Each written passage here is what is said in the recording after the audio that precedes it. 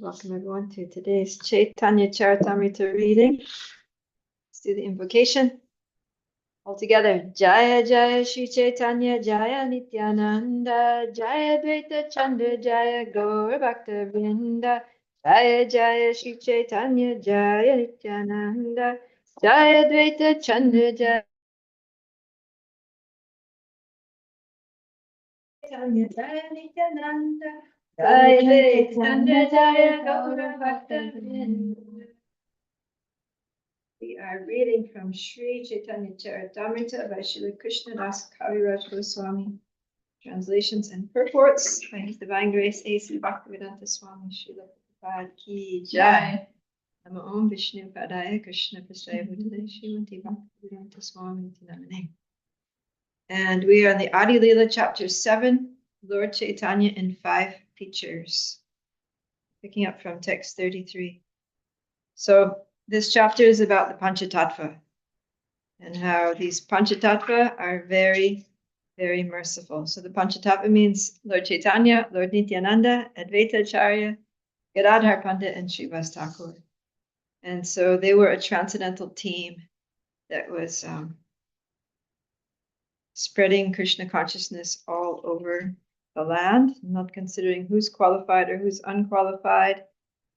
They broke open the storehouse of love of God and distributed the contents freely. And no matter how much they gave, the supply, whatever they gave, would make the supply increase more and more. The transcendental nature of love of God, that the more you give, the more you get. And by distributing it, the seed of material enjoyment in the hearts of the living entities was destroyed. It was flooded, right? Just like flood, if seeds are underwater for too long, they'll just get waterlogged and rotten. So that's what happened to the seeds of material desires and all the living entities that came in contact with them. And everyone became happy, and it spread all over the world. Okay, but we read in text 29 to 30 that there were some groups of people that managed to escape the inundation, right? The impersonalists, the Mayavadis, the logicians, the non-devotees, and the lowest among the student community, to name a few of them.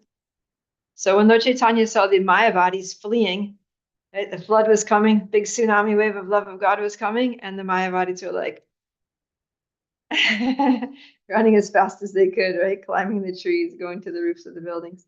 They were trying to escape being drowned in this ocean of love of God. So then Lord Chaitanya was thinking, no, everyone has to be immersed in love for Krishna. No one can escape. And so I need to find out a strategy by which they too can get love of God. So then we're in text 33, that's where we're starting now. We're going to hear about what Chaitanya's strategy was. Ittabali mane kichu kariya vichara sanyasa ashrama prabhu kaila angikara. Thus the Lord accepted the sannyas order of life after full consideration. That was why Lord Chaitanya took sannyas, right? Even though in some scriptures it says that in Kali Yuga, the acceptance of sannyas is forbidden. But Lord Chaitanya, he did it as a preaching strategy, right? Same reason that Srila Prabhupada did it, same reason that Prabhupada gave sannyas to his disciples. It's for the sake of spreading Krishna consciousness. So, purport. There was no need for Lord Sri Chaitanya Mahaprabhu to accept sannyas, for he is God himself, and therefore has nothing to do with the material bodily concept of life. Sri Chaitanya Mahaprabhu did not identify himself with any of the 8 varnas and ashrams, namely Brahman, Kshatriya, Vaishya, Shudra, Brahmachari, Grihastha, Vanaprastha, and Sannyas. He identified himself as the Supreme Spirit. Sri Chaitanya Mahaprabhu, or for that matter, any pure devotee, never identifies with these social and spiritual divisions. For a devotee is always transcendental. Nevertheless, Lord Chaitanya decided to accept sannyas on the grounds that when he becomes a sannyasi, everyone would show him respect, and in that way be favored. Although there was actually no need for him to accept sannyas, he did so for the benefit of those who might think him an ordinary human being. The main purpose of his accepting sannyas was to deliver the Mayavadi sannyasis. This will be evident later in this chapter. Srila Bhaktisiddhanta Saraswati Thakur has explained the term Mayavadi as follows. The Supreme Personality of Godhead is transcendental to the material conception of life. A Mayavadi is one who considers the body of the Supreme Personality of Godhead, Krishna, to be made of Maya, and who also considers the abode of the Lord and the process of approaching him, devotional service, to be Maya. The Mayavadi considers all the paraphernalia of devotional service to be Maya. So everything's Maya. The Lord's form is Maya.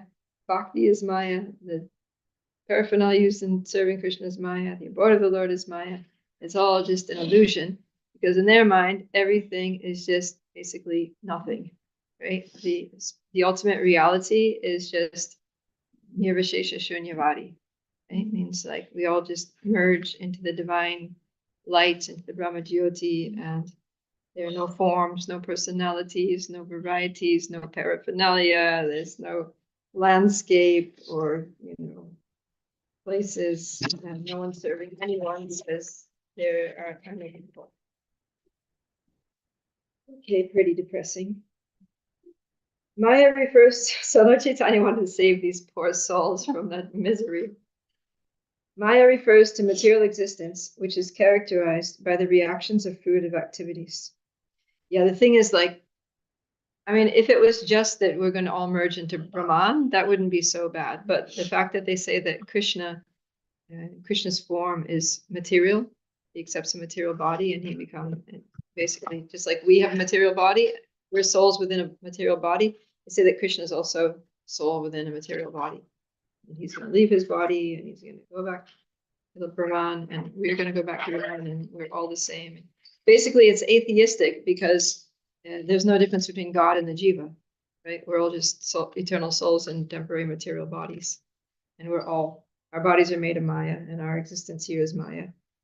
And the reality is oneness. Yes, Hannah. I just have a quick question. I heard once that there's like two different types of impersonalists. One that thinks that, like everything is like void and all that. But then the other class is the type that thinks that like they know like about Krishna and the spiritual world, and they think that that is Maya. Like they're separate, and one is offensive and one is not offensive. Do you know anything about that, or? Yeah, so Prabhupada talks about that there are two classes of impersonalists. They're the Brahmavadis and the Mayavadis. So the Brahmavadis are, they accept that Krishna has an eternal transcendental form and that there is an eternal transcendental world, right, Vaikuntha or Goloka. But they see that as being a lower form and a lower destination than Brahman.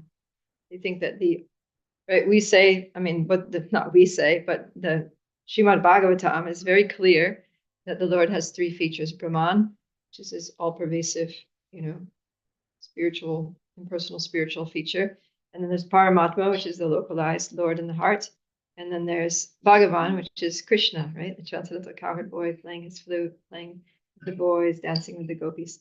So the Brahmavadis, they also accept these three different features, but they think that Brahman is the highest. And that Krishna, okay, there's a person called Krishna, but he's basically for people who are spiritually weak, who can't conceptualize Brahman, and who need to anthropomorphize Brahman into a person so that we can relate to him and serve him and gradually get purified. And by serving the deity or the personal form of Krishna, we become spiritually advanced enough to actually understand that the absolute truth is impersonal. That's what the Brahmavadis think. So they don't deny Krishna his transcendental form and qualities and pastimes and names, but they just say that Brahman is higher than that. Whereas the Mayavadis, they're like, no, there is no personal form. When Brahman, when we're all Brahman and we all take on any body, any form is material. So just like I have a material form, when Krishna or Vishnu or Lord Nrsimha, if anyone comes and appears to have a form, it's a material form. It's temporary. So that's how they become offensive, right? Because they basically say like, oh, Krishna, you think you're so handsome? Well, your form is made out of whatever, all the same stuff that ours is, all the unmentionable substances. So Yeah, they're offensive. They basically insult him by telling him that he can't have a spiritual eternal form. Okay, all right, where are we? Mayavadis consider devotional service to be among such fruitive activities. According to them, when Bhagavat's devotees are purified by philosophical speculation, they will come to the real point of liberation. Those who speculate in this way regarding devotional service are called kutarkikas, false logicians. And those who consider devotional service to be fruitive activity are called karmanishtas. Those who criticize devotional service are called nindikas, blasphemers. Similarly, non-devotees who consider devotional service to be material are called pashandis. And scholars with a similar viewpoint are called adama aduyas. The kutarkikas, nindikas, pashandis, and adama paduyas developing love of God.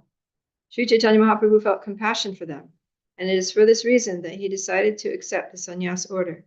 By seeing him as a sannyasi, they would offer him respects. Sannyas order is still respected in India. Indeed, the very dress of a sannyasi still commands respect from the Indian public. Therefore, Sri Chaitanya Mahaprabhu accepted sannyas to facilitate preaching his devotional cult, although otherwise he had no need to accept the fourth order of spiritual life. Yeah, so there's a rule of etiquette that if you see a sannyasi, you have to offer obeisances. And if you don't, then it's offensive, basically. And then, yeah, the atonement is that you have to fast for 1 day. So if you see a sannyasi, don't forget to offer your obeisances. So yeah, the idea is people would see Lord Chaitanya dressed as a sannyasi, the Mayavadi students, false logicians, and they would have to at least pay obeisances. And then that would engender a mood of respect. And then maybe they would listen to him, they make some spiritual advancement, get purified, they would be benefited. Hannah. If we are told that doubt is like a sign of intelligence and that we should like put forth tests to make sure that who we're like surrendering to is sincere, then why is it also offensive to not immediately offer obeisances to somebody who is a sannyasi? Well, even if you think maybe the sannyasi is bogus, like if they're just a pretender or something, but you can offer obeisances to the ashram, right? You're offering obeisances to the position that, okay, well, I don't know if this person is qualified or not as a sannyasi, but I will offer obeisances to the renounced order, to the principle of renunciation. And then also it's said in the Bhagavatam in one verse that actually when we offer obeisances to someone, we can offer obeisances to anyone because we're not only offering obeisances to the person, but we're also offering obeisances to the Lord within the heart of that person. Okay, so that you can even offer obeisances to a tree, a dog, and thinking that I'm offering obeisance. The Lord is in the heart of that living entity. Thank you, Prabhupada Priya. That's a great answer. So there's no harm. Okay, let's go to the next verse. Chabisha vatsara chila grihasta ashrame panchavimshati varshe kailayati dharme. You got it good to go? Yeah. 34. Sri Chaitanya Mahaprabhu remained in householder life for 24 years, and on the verge of his 25th year, he accepted the sannyas order. Purport. There are 4 orders of spiritual life, namely Brahmacharya, Grihastha, Vanaprastha, and Sannyasa. And in each of these ashramas, there are 4 divisions. The divisions of the Brahmacharya ashrama are Savitraya, Prajapatya, Brahma, and Brihad. And the divisions of the Grihastha ashram are Vrita, Varta, professional, Sanchaya, accumulator, Salina, those who do not ask anything from anyone, and Silonchana, those who collect grains from the paddy fields. Similarly, the divisions of the Vanaprastha ashrams are Vaikhanasha, Valakilya, Odambara, and Fenapa. And the division of sannyasa are Kuti Chaka, Bahudaka, Hamsa, and Nishkriya. There are 2 kinds of sannyasis who are called Dhiras and Narottamas. As stated in Srimad Bhagavatam 1.13, 26, 27, at the end of the month of January in the year 1432, Sakabda Sri Chaitanya Mahaprabhu accepted the sannyas order from Keshav Bharati, who belonged to the Shankara Sampradaya. So Lord Chaitanya took sannyas when he was very young. He was just 24 years old. The Prabhupada is talking about the four ashrams and how there are different stages within each ashram. So it's not that everyone, it's not that, let's say, within Brahmachari ashram, that person who just put on saffron yesterday is the same kind of brahmachari as someone who's been in brahmachari ashram for 20 years. Right? So they're not equal. Right? There's somebody who's still struggling with the senses and the mind, and they're just like, grinding their teeth, like, oh my God, can I do this? Whereas there's another one. Oh my God, there's a woman. Oh my God. Right? Or a brahmachari who's like very, calm, peaceful. He's learned how to control his mind. He's learned how to not freak out. And he's just very calm because he's fixed in Krishna, he's fixed in service, he's fixed in spiritual identity, and he's not disturbed by bodies. So, yeah, and then similarly, there are different levels of grihastas. There's a big difference between someone who just got married and they're all in that, honeymoon period and everything, and then someone who's, they're just starting their career, they're trying to, hustle out there and try to pay off their student debt and get established in the business of the company or something. Big difference between somebody who the kids are growing up, they're kind of like their passion is tapered down, they're looking towards retirement soon. It's like a very different consciousness. So in the same way also with sannyasis, right? There's the new sannyasi. So Kutichak is basically like he lives near the home, but he stays kind of like in a hut, on the edge of the property or something like that. And then Bahudak means he goes into the village and he doesn't eat food that's cooked by any family members, but he just begs from door to door. And then Hamsa, now he's kind of like a swan. He's just floating, he's just gliding around the world all over. And Nishkriya means it's basically end of life. Nishkriya means literally he's not doing a lot of activity anymore, but he's basically just preparing his mind to leave this world. Maybe he took like a nirjan bhajan kind of situation where he's just very internally absorbed in samadhi and Krishna. So like that, these different. So the Vedic system is very natural, and everything is gradual. It works very much with it's very much in favor with human psychology and natural life stages that people pass through and how the mind and the senses and things change over time. So yeah, it's a very good system. This is Krishna's system. This is the accuracy of Vishnu Priya, right? Oh yeah. Yeah, poor little Vishnu Priya. Yeah, she was just 16. Yeah, she was only 16 when Lord Chaitanya took sannyas. That was very sad. And then she was plunged into an ocean of separation from her beloved Lord for the next several decades, right? Just chanting and worshiping his deity. Okay, text 35. Sannyasa Kariya Prabhu Kaila Akarshana Yateka Palana Chila Tarkika Digana. After accepting the sannyasa order, Sri Chaitanya Mahaprabhu attracted the attention of all those who had evaded him, beginning with logicians. So it worked. Yeah. As soon as he took sannyas, everyone was like, oh, wow, look at this Maharaj. You're all listening to him. Paduya Pashandi Karmi Nindakari Yata Tara Asi Prabhupaya Haya Avanata. Thus, the students, infidels, fruitier workers, and critics all came to surrender onto the lotus feet of the Lord. Jai. Aparada Kshamayila Dubila Prema Jale Eva Edaipe Prabhura Prema Mahajale. Ian, would you like to read? Do you have the text there with you?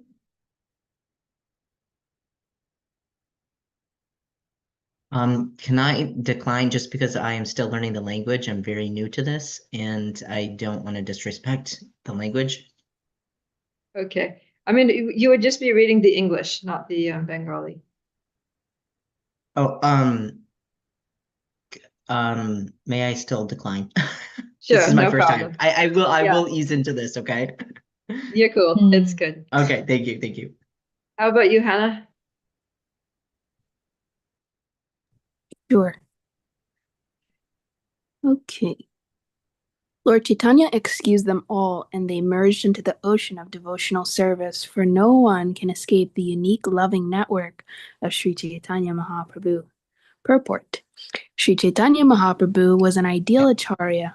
An acharya is an ideal teacher who knows the purport of the revealed scriptures, behaves exactly according to their injunctions, and teaches his students to adopt these principles also. As an ideal acharya, Sri Chaitanya Mahaprabhu devised ways to capture all kinds of atheists and materialists. Every acharya has a specific means of propagating his spiritual movement with the aim of bringing men to Krishna consciousness. Therefore, the method of one acharya may be different from that of another, but the ultimate goal is never neglected. Srila Rupa Goswami recommends Tasmat Kinapi Upayena Mana Krishne Niveshayet Sarve Vidi Nishedasyor Etayor Eva Kinkaraha. An acharya should devise a means by which people may somehow or other come to Krishna consciousness. First, they should become Krishna conscious, and all the prescribed rules and regulations may later gradually be introduced. In our Krishna consciousness movement, we follow this policy of Lord Sri Chaitanya Mahaprabhu. For example, since boys and girls in the Western countries freely intermingle, special concessions regarding their customs and habits are necessary to bring them to Krishna consciousness. The acharya must devise a means to bring them to devotional service. Therefore, although I am a sannyasi and I sometimes take part in getting boys and girls married, although in the history of sannyas, no sannyasi has personally taken part in marrying his disciples. Yeah, so one example is Lord Chaitanya taking sannyas to save the Mayavadis and etc. And Srila Prabhupada also gives himself as an example of an acharya who's employs some strategy, right, to be able to help others come to Krishna consciousness. And Prabhupada's strategy was allowing men and women to live in the temple, serve in the temple, preach Krishna consciousness. But in order to, keep things pure and regulated, then he was, if there were any boys and girls who were like boyfriend, girlfriend, then he would insist that they get married. So, and he would personally perform the marriage ceremonies because there was no one else who knew how to do a Vedic wedding yagya. So Prabhupada would do the whole thing himself. So here, one thing nice that we see is that this verse starts out that Lord Chaitanya excused them all, and they all merged into an ocean of devotional service. So, sometimes when we're preaching, we'll come across people that are, not just materialists or impersonalists, but are, they can be quite offensive. And Lord Chaitanya actually had that experience when he was, shortly after he had gotten initiation from Ishvara Puri, he was teaching at a school. He was like running his own school for grammar and logic and things like that. So he had a lot of students because he was very famous. He was like really famous as Nimai Pandit. So students flocked from all over to learn from him.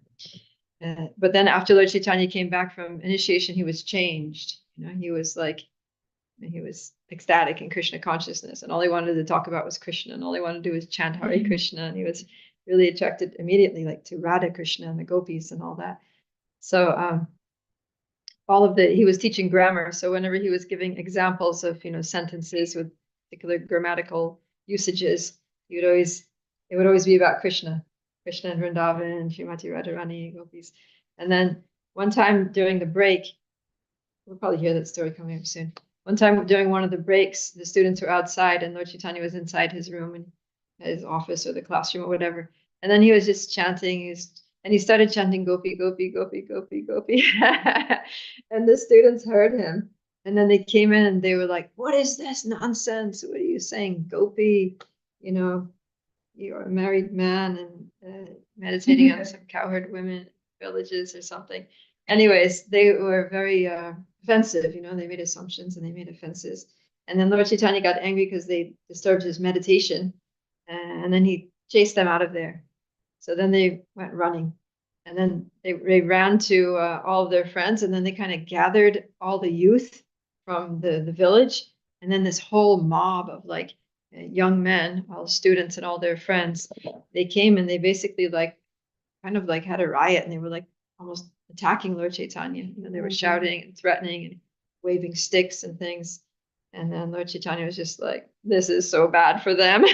They don't know who I am or, you know, what they're doing right now. I need to get myself in a situation where this can't happen. So then when he took sannyas, then they had to respect him. They wouldn't even think, you know, they wouldn't think of doing that to a sannyasi. So, yeah. So did they also started following you?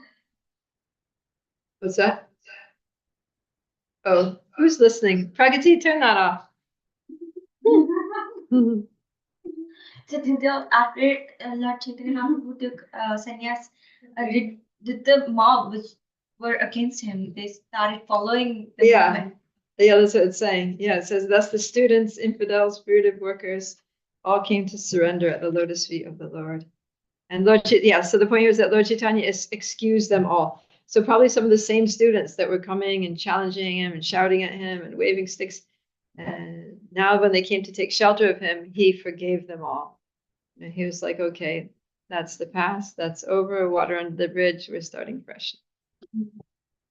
So that's the mercy of, you know, the Acharya. I'm sure the Prabhupada, I'm sure some of his followers, when they first came, they were not very pleasant. Actually, there was one person that the devotee was telling me that Sankirtan devotees would go out, and there was one person who was so antagonistic that every time he would go up to them and he would be really aggressive, and he would take the books out of their hand and he would rip it up, like he would just take the book and go and then throw it into the garbage. And like practically every day or every time he saw the devotees, he would do that. He would go up to them, yell at them, swear at them, grab the book out of their hand, rip it up, throw it on the ground, step on it, like that. This guy was like really demonic, right? So, anyways, after some time, I don't know what happened, but this devotee, I guess because you know he was getting darshan of the devotees every day, and he was probably saying, "You Hare Krishnas," you know, he was chanting the holy name, and then he was also touching the transcendental literatures, even though he was destroying them. But yeah, somehow or other he started warming up to the devotees, and he ended up becoming a devotee. And he ended up even, I don't know who he is, but when I was the person who's telling the story said that, and now he's a sannyasi. What?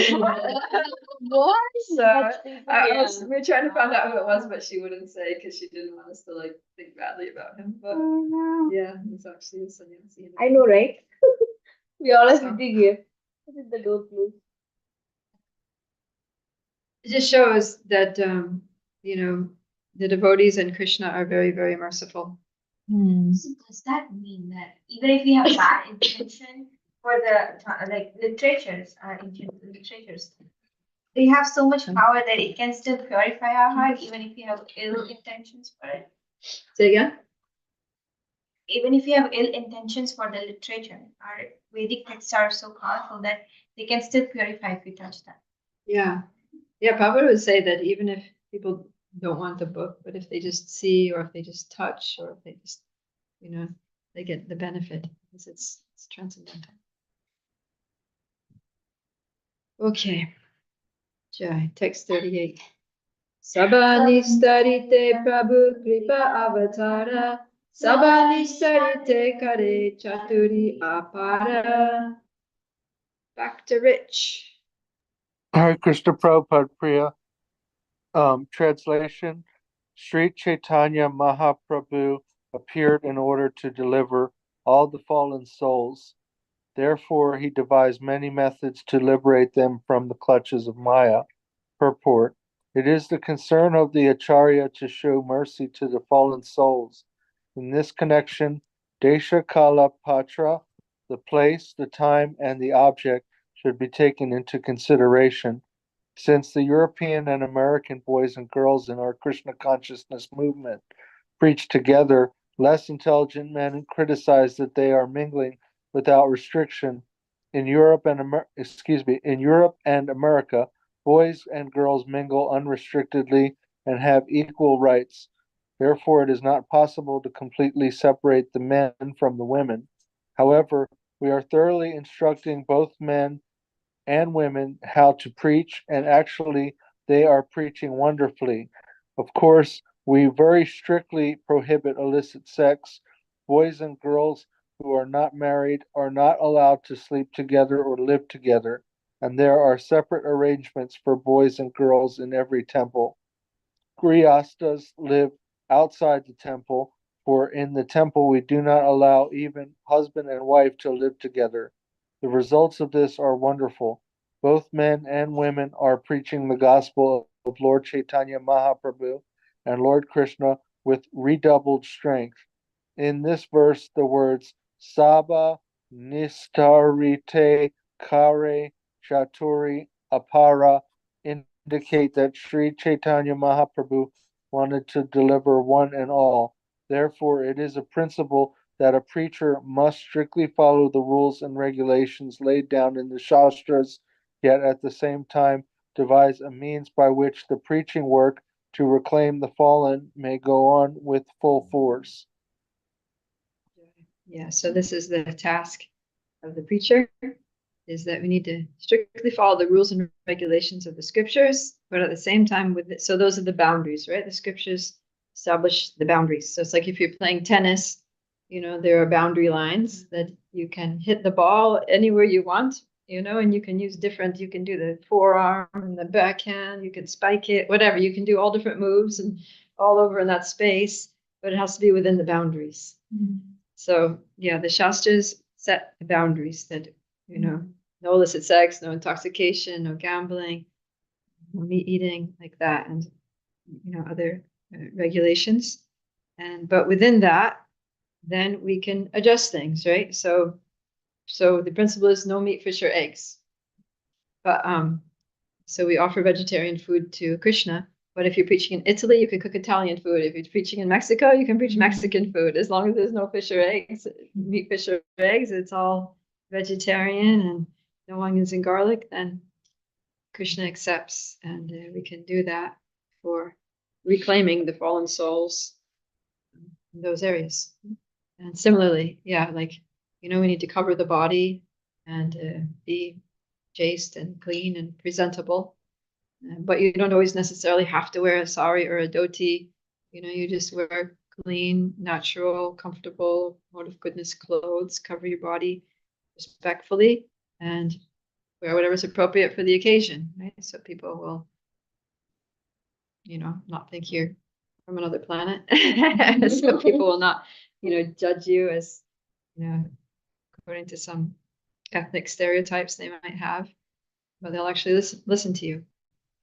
So yeah, that's what we need to understand, that there are principles and there are details, and we follow the principles which apply to all time, place, and circumstances, but we can adjust the details in order to make our preaching more effective. Text 39. Sabe nija bhakta kaila yatam lacha adi. Sabe Adi-lila Chapter Kashira Mayavadi. Nikesh? You got a long report there. All were converted into devotees of Lord Chaitanya, even the Mlechas and Yavanas. Only the impersonalist followers of Sankaracharya evaded him. Purport. In this verse, it is clearly indicated that although Lord Chaitanya Mahaprabhu converted Muslims and other Mlechas into devotees, the impersonalist followers of Sankaracharya could not be converted. After accepting the renounced order of life, Chaitanya Mahaprabhu converted many karmanistas who were addicted to fruitive activities.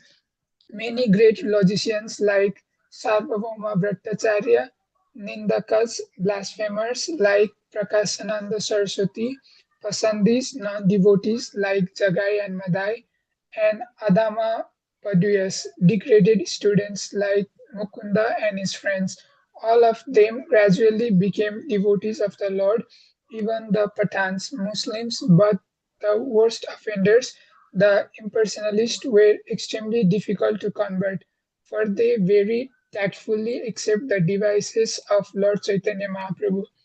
In describing the Kasira Mayavadis, Srila Bhakti Siddhanta Saraswati Thakura has explained that persons who are bewildered by empiric knowledge or direct sensual perception and who thus consider that even this limited material world can be gauged by their material estimations conclude that anything that one can discern by direct sense perception is but Maya or illusion.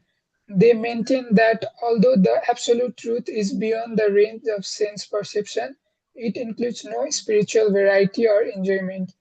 According to the Kasira Mayavadis, the spiritual world is simply void. They do not believe in the personality of the absolute truth or in his varieties of activities in the spiritual world. Although they have their own arguments, which are not very strong, they have no conception of the variegated activities of the absolute truth. These impersonalists, who are followers of Sankaracharya, are generally known as Kashira Mayavadis, impersonalists residing in Varanasi. Near Varanasi, there is another group of impersonalists who are known as Saranath Mayavadis. Outside the city of Varanasi is a place known as Saranath, where there is a big Buddhist stupa. Many followers of Buddhist philosophy live there, and they are known as Saranath Mayavadis. The impersonalists of Saranatha differ from those of Varanasi. For the Varanasi impersonalists, propagate the idea that the impersonal Brahman is truth, whereas material varieties are false. But the Saranatha impersonalists do not even believe that the absolute truth or Brahman can be understood as the opposite of Maya or illusion. According to their vision, materialism is the only manifestation of the absolute truth. Factually, both the Kasira and the Saranatha Mayavadis, as well as any other philosophers who have no knowledge of the spiritual soul, are advocates of utter materialism. None of them have clear knowledge regarding the absolute or the spiritual world. Philosophers like the Saranatha Mayavadis, who do not believe in the spiritual existence of the absolute truth but consider material varieties to be everything, do not believe that there are two kinds of nature, inferior material and superior spiritual, as described in the Bhagavad Gita. Actually, neither the Varanasi nor Saranath Mayavadis accept the principles of the Bhagavad Gita due to a poor fund of knowledge. Since these impersonalists who do not have perfect spiritual knowledge cannot understand the principles of Bhakti Yoga, they must be classified among the non-devotees who are against the Krishna consciousness movement. We sometimes feel inconvenienced by the hindrance offered by these impersonalists, but we do not care about their so called philosophy, for we are propagating our own philosophy as presented in Bhagavad Gita as it is, and getting successful results. Theories, theorizing, theorizing as if devotional service were subject to their mental speculation. Both kind of Mayavadi impersonalists conclude that the subject matter of Bhakti Yoga is a creation of Maya and that Krishna, devotional service, and the devotee are also Maya. Therefore, as stated by Sri Chaitanya Mahaprabhu, Mayavadi, Krishna, Aparadhi, all the Mayavadis are offenders to Lord Krishna. CC Madhya 17:129. It is not possible for them to understand the Krishna consciousness movement. Therefore, we do not value their philosophical conclusions. However, experts such quarrelsome impersonalists are inputting toward their so-called logic. We defeat them in every respect and go forward with our Krishna consciousness movement. Their imaginative mental speculation cannot deter the progress of the Krishna consciousness movement, which is completely spiritual and is never under the control of such Mayavadis. Thank you. That was a long purport. So yeah, you can hear Srila Prabhupada's confidence. And Prabhupada is so confident. It's like, all right, they may have these, contradictory philosophies and views, but they can't stop the spread of Krishna consciousness. They can say what they want, and if they talk to us, we are going to defeat them. Otherwise, we just go on doing our thing. Don't bother about them too much. So yeah, so the two different types. One was the one I was describing, right? The Varanasi Vaishnavas that think that the absolute truth is that there is a supreme, absolute spiritual reality, and that it's just all pervasive oneness, spiritual energy, Ramananda, like that. And then there are these Buddhist Mayavadis, but they don't even believe that there's a spiritual reality. They just think that they don't believe that there's a soul. They don't believe there's God. They don't believe there's Brahman and nothing.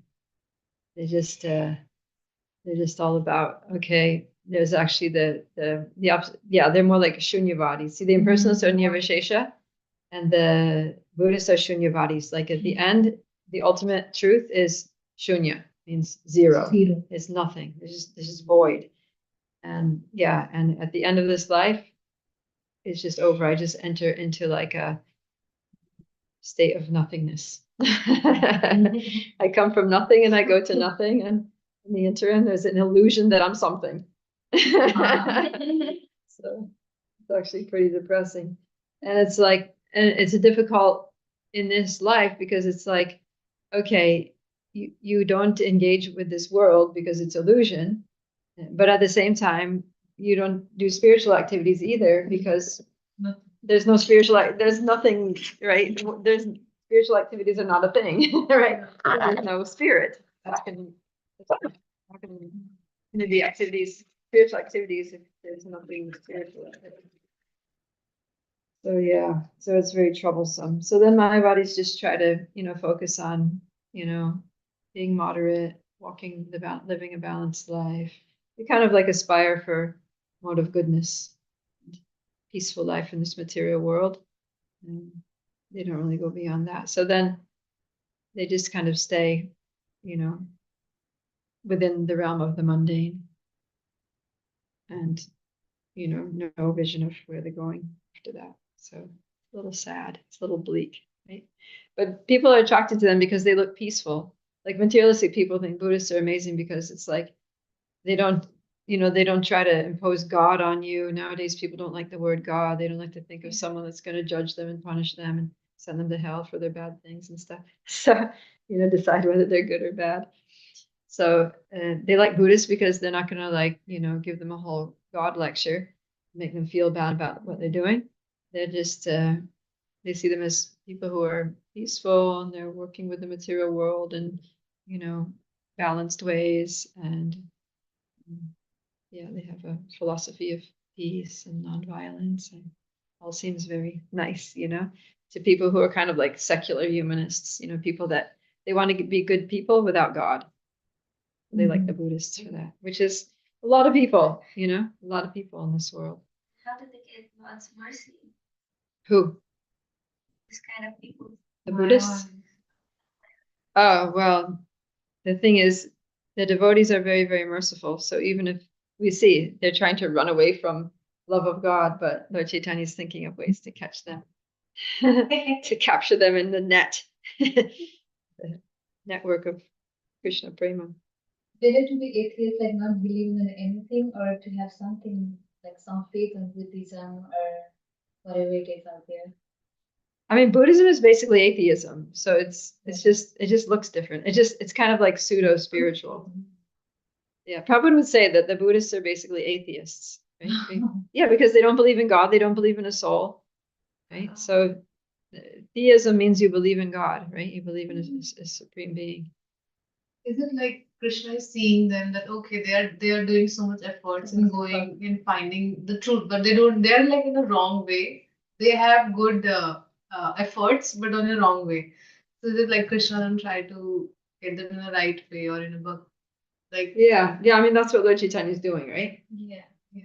That's what we devotees try to do. We're like, oh, I can see you're very spiritual, you're very peaceful, you live a good, clean life, you're a vegetarian.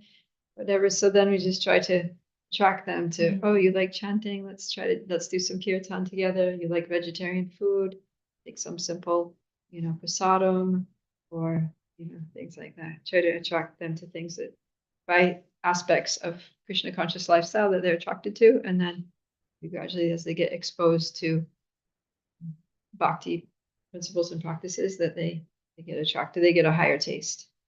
And then they might come to actually accepting that there's God. Yeah.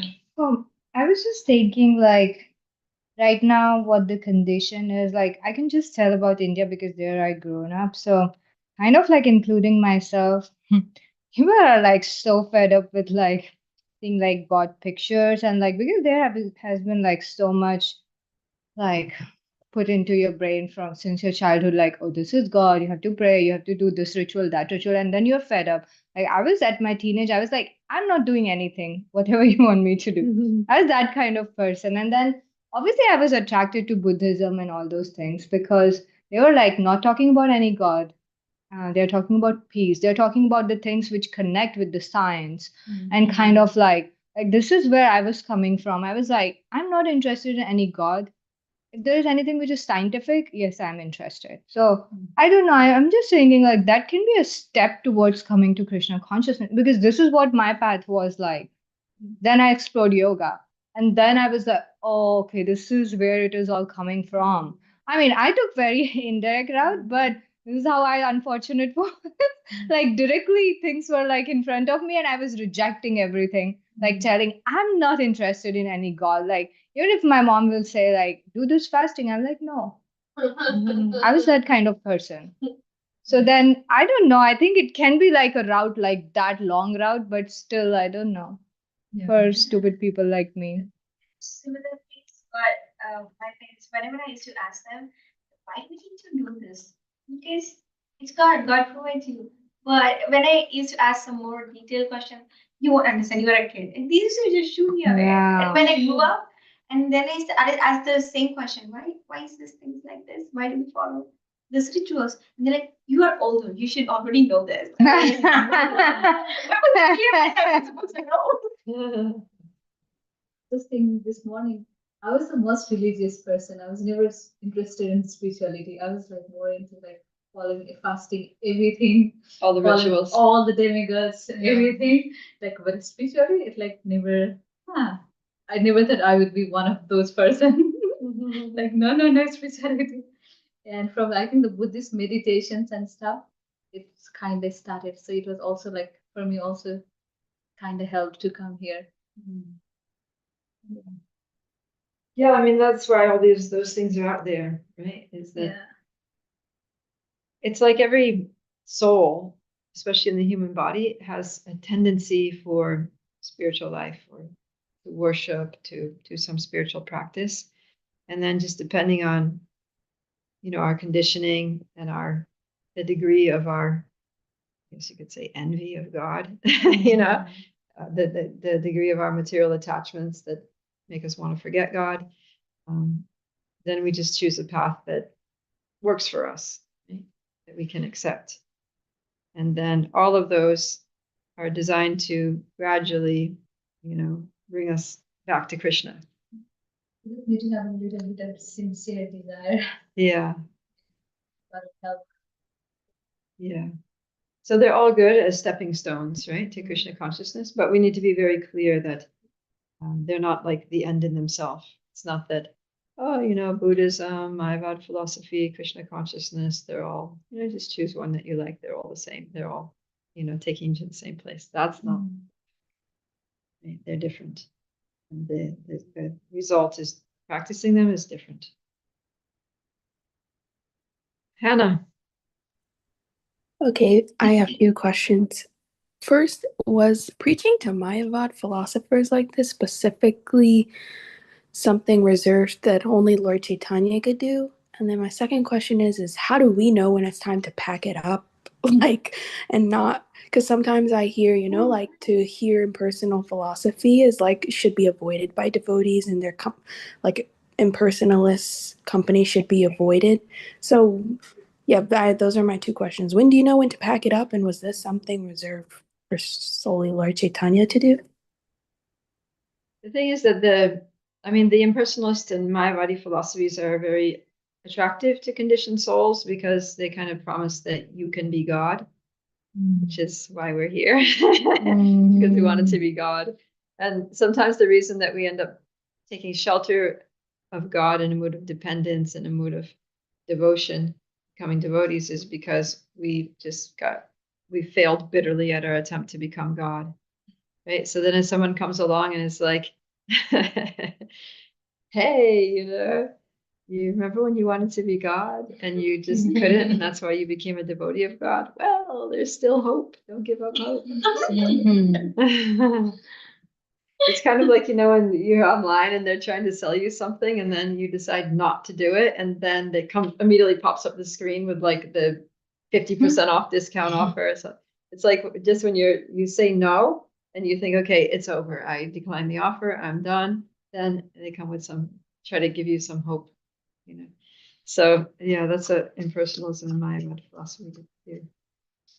So yeah, and these Mayavadis, some of them are very big scholars, and they can quote scripture, and they're very good at juggling words and using logic and strong arguments.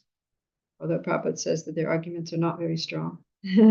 But if you don't know, if you don't know Shastra well, if you're not very, very fixed in your own beliefs and your own philosophy, then and your faith is weak, then they could sway you. So that's why, Srila Prabhupada sometimes cautioned us against associating with Mayavadis. Like, be careful, don't hear their philosophy, don't listen to them talk. If we're not strong. But somebody like Srila Prabhupada, he would be like, he would just like hammer those Mayavadis, just like take them to task. I like that name, Mayavadi. Mayavadi. Mayavadi. Mayavadi. They totally believe in Maya, nothing else. Prabhupada would have been like on their face. Yeah. Mayavadi, Krishna Aparadi. All the Mayavadis are offenders to Lord I like Krishna. this statement. That was spoken by Lord Chaitanya. Yeah. Okay. Now we're going to start a whole thing here. All right. I think maybe we'll just Discuss Maya. yeah, well, we're going to start a whole like pastime of Lord Chaitanya going to Varanasi, meeting Mayavadis, the Mayavadis wow, blaspheming him, Lord Chaitanya responding, and Yeah, I have oh no, we can read this. Okay, maybe it's not that long. Let's just get through this. Vrindavana yaite Prabhu Rahila Kashite Mayavadi Ganatanra Lagila Nindite. To me. Are you read? Yeah, I'll read. Or read the longer. Oh, I'll read. Okay. While Lord Chaitanya Mahaprabhu was passing through Varanasi on his way to Vrindavan, the Mayavadi sannyasi philosophers blasphemed against him in many ways. Purport. While preaching Krishna consciousness with full vigor, Sri Chaitanya Mahaprabhu faced many Mayavadi philosophers. Similarly, we are also facing opposing Swamis, yogis, impersonalists, scientists, philosophers, and other mental speculators.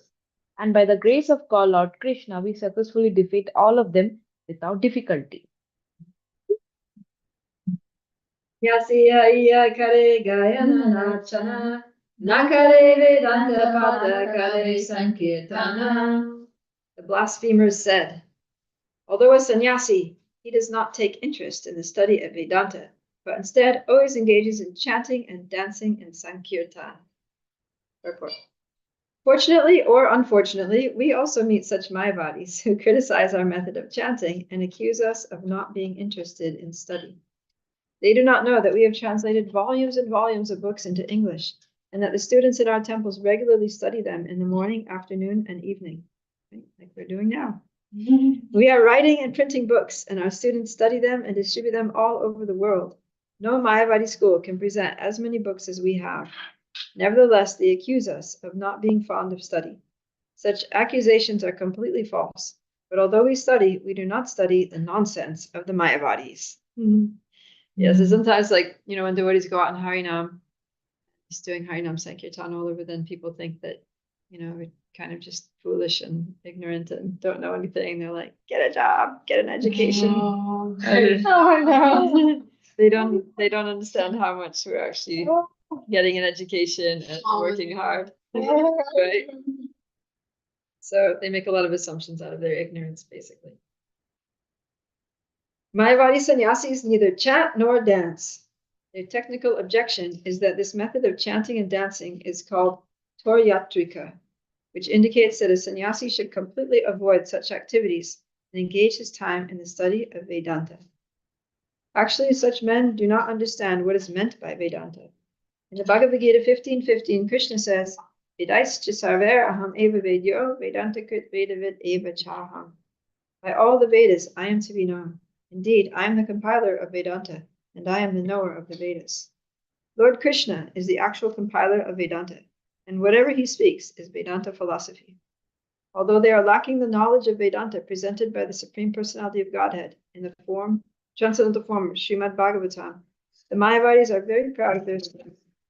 Foreseeing the bad effects of their presenting Vedanta philosophy in a perverted way, Srila Vyasadeva compiled Srimad Bhagavatam as a commentary on the Vedanta Sutra. Srimad Bhagavatam is Bhasyoyam Brahma Sutranam. In other words, all the Vedanta philosophy and the aphorisms of the Brahma Sutra is thoroughly described in the pages of Srimad Bhagavatam. Thus, the factual propounder of Vedanta philosophy is a Krishna-conscious person who always engages in reading and understanding the Bhagavad Gita and Srimad Bhagavatam and teaching the purports of these books to the entire world. The Mayavadis are very proud of having monopolized the Vedanta philosophy. But devotees have their own commentaries on Vedanta, such as Srimad Bhagavatam and others written by the Acharyas. The commentary of the Gaudiya Vaishnavas is the Govinda Asya. The Mayavadis' accusation that devotees do not study Vedanta is false. The Mayavadis do not know that chanting, dancing, and preaching the principles of Srimad Bhagavatam or Bhagavat Dharma are the same as studying Vedanta. Since they think that reading Vedanta philosophy is the only function of a sannyasi, and they did not find Caitanya Mahaprabhu engaged in such direct study, they criticize the Lord. Sripad Shankaracharya has given special stress to the study of Vedanta philosophy. Vedanta Bhakyeshu Sadaramanta Gopinavanta Kalubhagyavanta. A sannyasi accepting the renounced order very strictly and wearing nothing more than a loincloth should always enjoy the philosophical statements in the Vedanta Sutra. Such a person in the renounced order is considered very fortunate. The Mayavadis in Varanasi blasphemed Lord Caitanya because his behavior did not follow these principles. Lord Caitanya, however, bestowed his mercy upon these Mayavadi sannyasis and delivered them by means of his Vedanta discourses with Prakashananda Saraswati and Sarvabhauma Bhattacharya.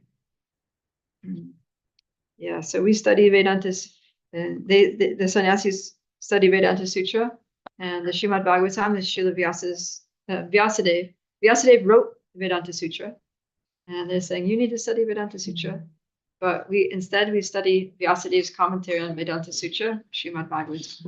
Because even after writing the Vedanta Sutra, Vyasadeva was not happy. He was actually despondent. He was depressed because he hadn't given people the essence, the actual ultimate goal of life, the ultimate object of worship and love and attention, who is Krishna.